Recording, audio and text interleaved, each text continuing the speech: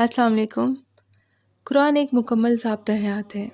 इसकी हर आयत किसी मौज़े से कम नहीं, बस हमें इसको समझने की ज़रूरत है।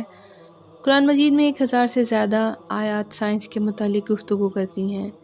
कुरान में मौजूद आयत के मुतालिक हक़ाइक़ जदीद साइंस से मुताबिकत रखते हैं और बिलाशुबा कायनाती दरियाफ़्तों में कुरान और साइंस में हम आहंगी इस्लाम के फ़रोग़ का बाइस बनी है।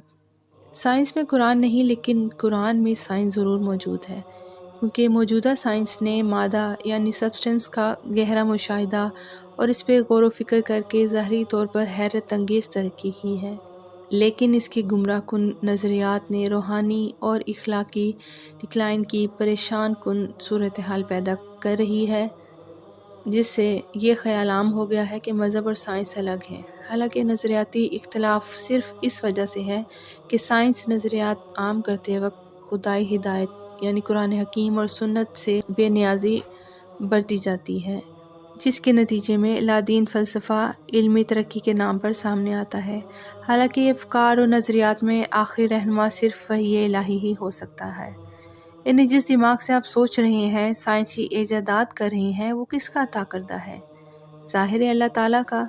तो कैसे आप साइंस को इस तरह अज़ीमुल शान पेश करते हुए भूल जाते हैं कि जो कुछ भी होता है वो बस कुन का मोहताज है। आपका कमाल बस इतना है कि अल्लाह ने आपको ये इख्तियार अता किया है कि आप इस कायनात को तस्खीर करें, और वो आप बहुक्म इलाही कर रहे हैं। खैर, ये एक अलग लंबा टॉपिक है। आज आपको कुछ हैरत अंगेज़ साइंसी हक़ाइक़ के बारे में बताऊंगी जो कुरान में मौजूद हैं। जब कुरान नाजिल हुआ, इस वक्त ये हक़ाइक़ दरियाफ़्त भी नहीं हुए थे, और साइंस आज इन्हें साबित कर रही है। साइंस हो, मुआशियात हो या तारीख़, ज़िंदगी का कोई ऐसा पहलू नहीं जिस पर चलने के लिए अल्लाह ने हमें कोई वाज़ेह हिदायत ना दी हो। कुरान महज़ दीनी और मज़हबी किताब नहीं, ये मुसलमानों के लिए एक मुकम्मल ज़ाब्ता हयात है। आइए कुरान की कुछ दिलचस्प हक़ाइक़ से इस्तिफ़ादा हासिल करते हैं। पेशानी के ज़रिए झूठ पकड़ना। ये बात साबित हो चुकी है कि जब कोई भी इंसान झूठ बोलता है तो इसकी पेशानी की तरफ दिमाग में एक सरगर्मी सी होती है और एक लोभ बनता है। ये बात कुरान में इस तरह बताई गई है, तर्जमा है कि अगर वो बाज ना आया तो हम इसकी पेशानी के बाल पकड़कर खींचेंगे, वो पेशानी जो झूठी और सख्त खताकार है। नंबर 2 है, हर चीज़ पानी से बनी है। माइक्रोस्कोप की इजाद के बाद आज साइंस ये बात साबित करती है कि हर जानदार के खुलिये यानी सेल्स का 90% हिस्सा पानी से बना है। लेकिन कुरान ने ये बात 1400 साल पहले ही कह दी थी। तर्जुमा है कि हमने हर जानदार को पानी से पैदा किया, फिर तुम ईमान क्यों नहीं लाते। नंबर 3 है, बाहर से लोहा लाया गया। लोहा इस ज़मीन की पैदावार नहीं है, ये बाहर से लाया गया है। साइंस इस बात को अब साबित कर रही है कि हज़ारों साल पहले खला से एक शहाब साकिब ज़मीन पर मारा गया, जिससे ज़मीन पर लोहा फैल गया। अल्लाह ने कुरान में ये बात इस तरह बताई है कि हमने लोहा लोगों के फ़ायदे के लिए उतारा, जिसमें बड़ा ही ज़ोर है।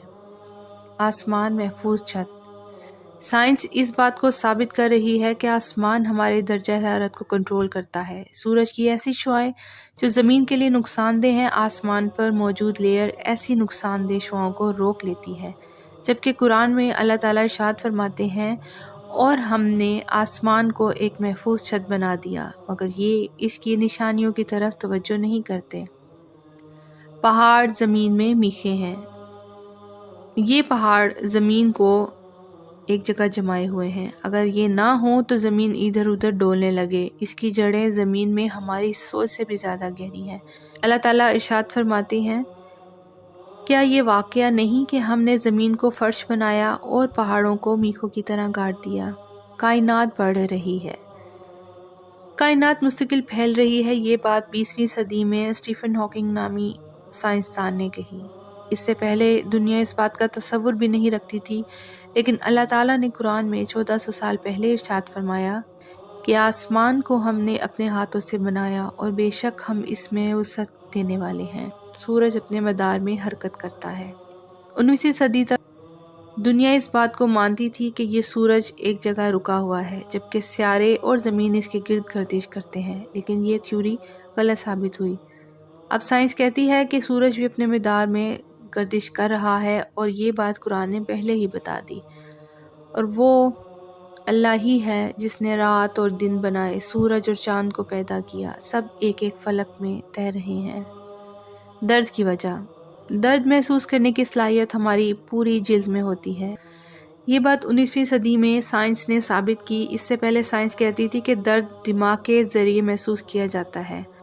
اب یہ تھیوری غلط ثابت ہو گئی ہے، جبکہ قرآن نے 1400 سال پہلے ہی بتا دیا تھا۔ ترجمہ ہے کہ جب ان کے بدن کی کھال گل جائے گی تو اس کی جگہ دوسری کھال پیدا کر دیں گے تاکہ وہ خوب عذاب کا مزہ چکھیں۔ اللہ بڑی قدرت رکھتا ہے۔